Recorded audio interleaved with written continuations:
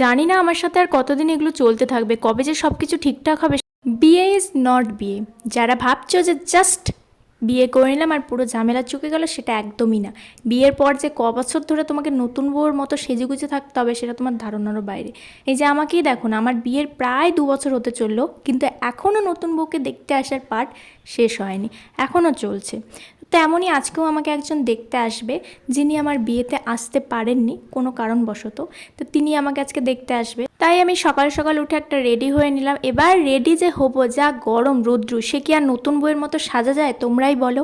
তাই নতুন বইয়ের মতো তো সাজতে পারবো না, সিম্পল যেটা পারছি সেটাই তোমাদের সাথে শেয়ার করছি, কারণ সম্ভব না বিয়ের এত বছর পরে নতুন বইয়ের মতো নিজেকে হাজির করা, তাই না?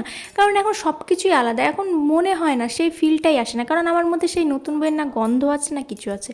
তো সেমনি কিনে কোনো ফিল আসে না। তাই আমি যেমন পেরেছি একটা সিম্পল কাপড় পরেছি, সিম্পল সাজগোজ করে তোমাদের সামনে হাজির হলাম। এবার তোমরাই দেখে বলো আমার লুকটা কেমন লাগছে, আর জানি না যারা দেখতে আসবে তারা দেখে কি বলবে। তো এই হলো আমার ফাইনাল লুক। আজকে বেশি বড় ভিডিও দিতে পারলাম না, কেমন লাগলো তোমরা অবশ্যই কমেন্টে জানিও। আজকের মতো টাটা।